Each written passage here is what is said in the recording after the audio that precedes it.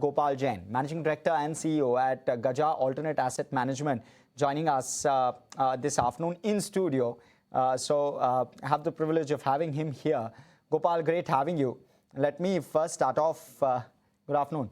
And let me first start off by understanding from you, what are the trends that are playing out currently in private markets? Let's start with that, maybe the 30,000 feet view, because a lot of times, Gopal, the public markets are slightly delayed in terms of the trend. You first start to see it in private markets and thereafter in public markets. So give us a sense. Well, alternatives is the fastest growing part of Indian financial services, arguably. In the last 10 years, from a small base, alternatives have grown 43x in India, compared to 6x for mutual funds and 2.5x for bank deposits. There are many trends. I mean, we can spend a lot of time discussing trends, but the trends that come to my mind are, A, the emergence of deep tech, Indian deep tech as an investable sector. Second is the emergence of domestic pools of capital for Indian alternatives. And third is the rise of listed alternatives. Each of these are exciting trends which will shape the industry over the next 10 years. Okay, Gopal, let's start with the first one, deep tech. And maybe I can club a little bit of AI as well on it and try and understand as to how the environment on ground is shaping up from an India standpoint. There are a lot of voices which are suggesting that India has been left behind in this race. What's your sense? Well, we are not left, we are behind, but not left behind. Okay. As in many other cases, we will rapidly catch up. I'm absolutely confident that the stage is set for India to emerge as an innovation economy. Many years ago, India became an entrepreneurial economy. And a few years before that, I spent so much time listening to people that Indians don't have the entrepreneurial gene. We've proved the world wrong. I don't think the world is arguing against us, but you will see that a very deep, large innovation economy will emerge in India. The early signs are already there. It takes a lot for this to happen. There's funding that's required. There's entrepreneurs that need to come there. There is academia that needs to contribute. Then there's the market. But slowly and surely, and the good news is the government has taken firm steps. It's created funding capacity close to 10 lakh crores for deep tech. There are multiple missions, the space mission, AI missions, semiconductor, RDI. Similarly, there is a group of investors that have come together. IDTA, for example, we are one of the founding members that have committed capital to invest in Indian deep tech. And there's a growing number of Indian entrepreneurs that are looking at various aspects of Indian deep tech, of which AI is, of course, one sector, one subsector. You invest in various sectors, and of course, tech is one of those. Then there's financials. There is consumer broadly. Those are the three broad segments that you target, Gopal. And therefore, you stand at an important confluence. You're a capital allocator, and you understand tech very well. Tell us, especially from an IT services standpoint, how disruptive is the technology that you're seeing and investing in? Well, right now, the understanding around AI is emerging. AI is a 5-layer cake.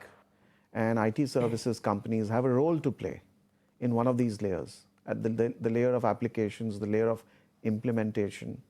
And so I know there is an argument here, but I'm a big believer in how Indian IT services and Indian IT service companies will adapt, and they will. And there is a huge commercial opportunity here. There are the foundational models, and there is everything else.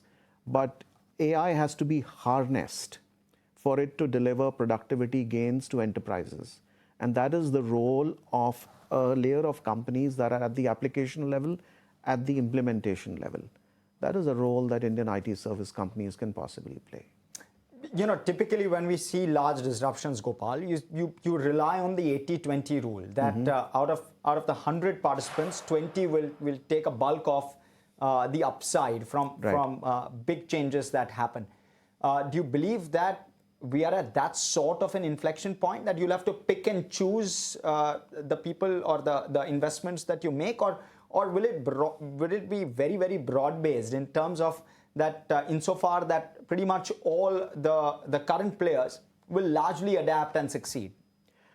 Well, in addition to that, there is also what happens is that whenever there's dramatic transformation, there is a new breed of companies. So it becomes a little more complex. There are some that are left behind, there are some that adapt, and there are some new newer generation companies that emerge. I won't take names, but we ourselves have made a bet on one such company, which is more an AI services company. I think time will tell. I mean, there is a lot of uncertainty and a lot of questions, apprehensions. There's a lot of market value, I know, in this sector.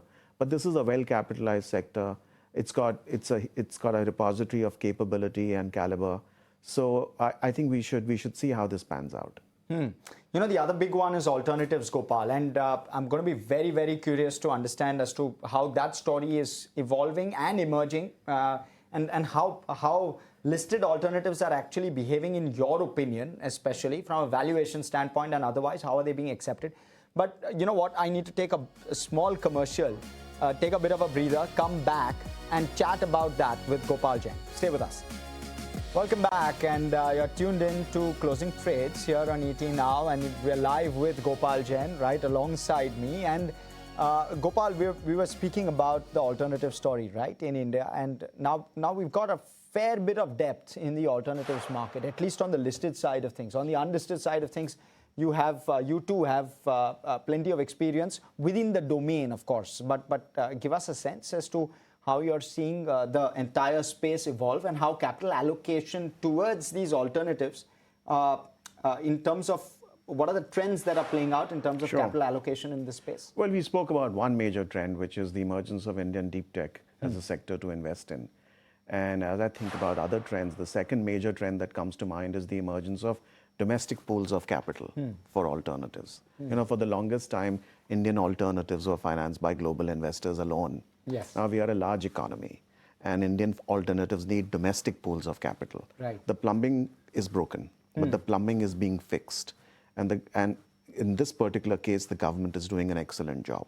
Okay. Recently, you must have heard about the NPA setting up a fund of funds portal. Yes. That's a massive pool of long-term capital that can shape the future of Indian alternatives.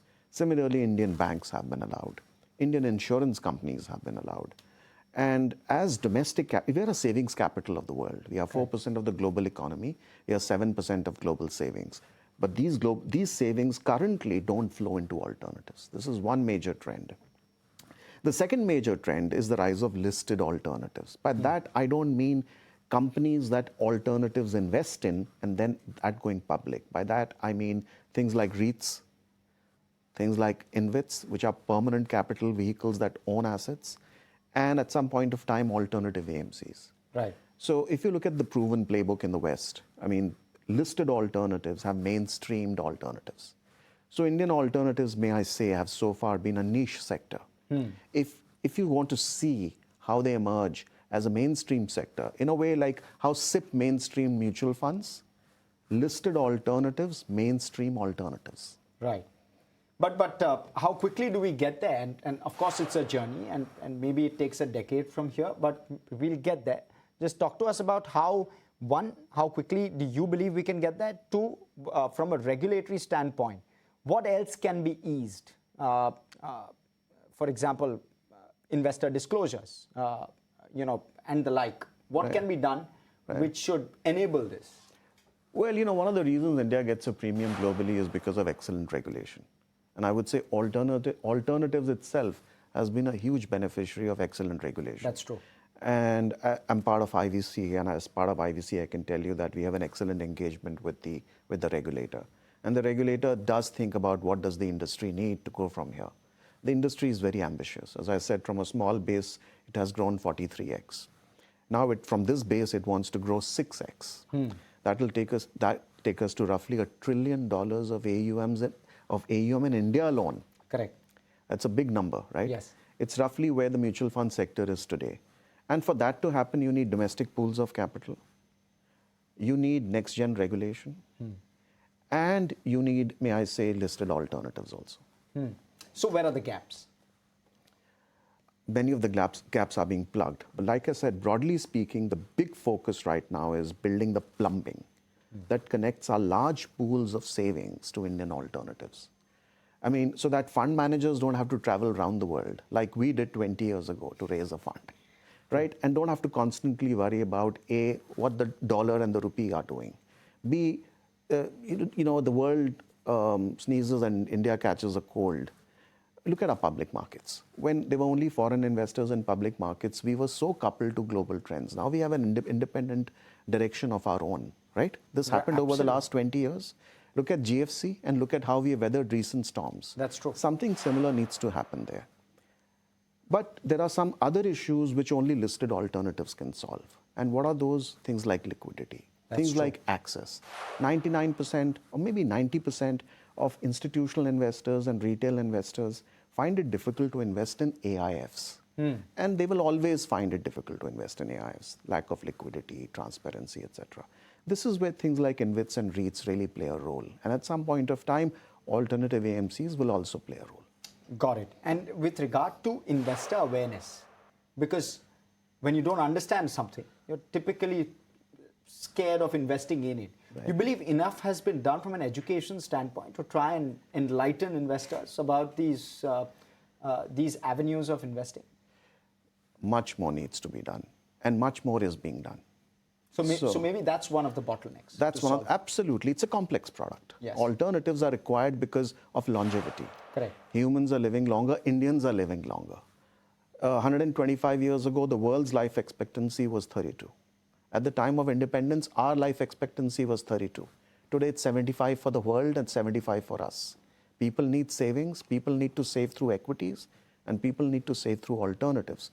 But alternatives are complex products. Absolutely. Okay, Gopal, I'm going to have to cut this short, but thank you so much for coming in. It's been a wonderful conversation.